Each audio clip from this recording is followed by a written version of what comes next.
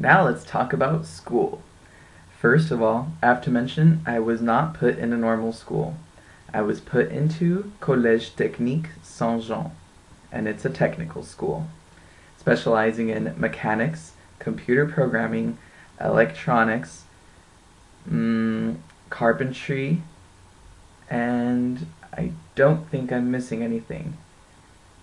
Anyway, not very many people go to technical schools. A lot of times, students who can't survive in general schools because it's too difficult for them go to technical schools. That's the reputation they have. However, mine isn't too bad. The students that go there are okay. But it doesn't really catch the eye for most girls. There's probably one girl for every 100 boys. In the senior class, per se, which is 6th grade in secondary school, there are two girls. They're both in my class, but they dream of making computer programs for a living.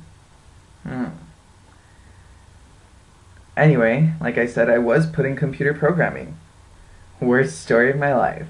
As I was trying to learn to speak French, I was in computer programming where I understood absolutely nothing. It wasn't because I didn't speak the language, but it was because, number one, have no experience in computer programming. Number two, didn't want to have any experience in computer programming. And everybody else had at least 2 years of experience in computer programming. So every time that I had programming class, it just wasn't a good time. But fortunately, the people in my class are cool.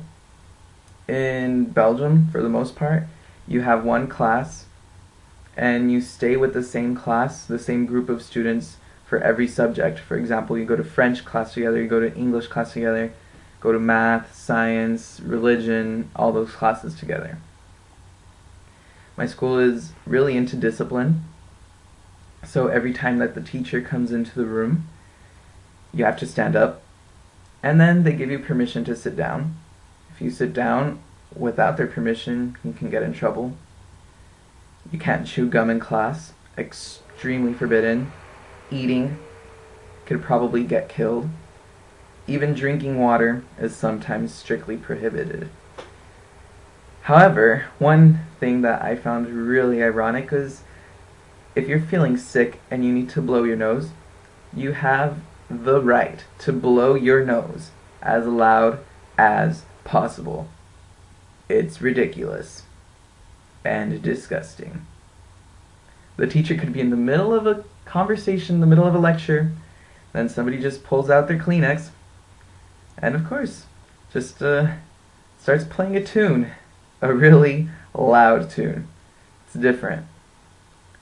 And usually the teachers come to you.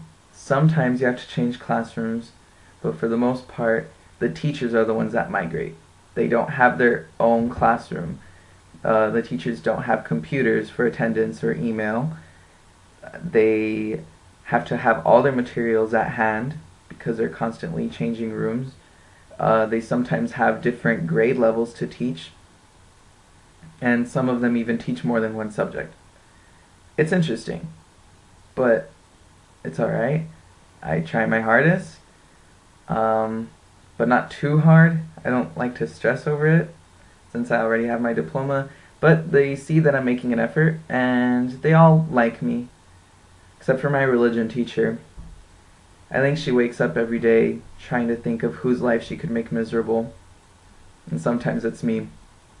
But regardless, school is cool. Not really any such thing as a cafeteria. Most of the kids always go out for lunch, and they always eat fries.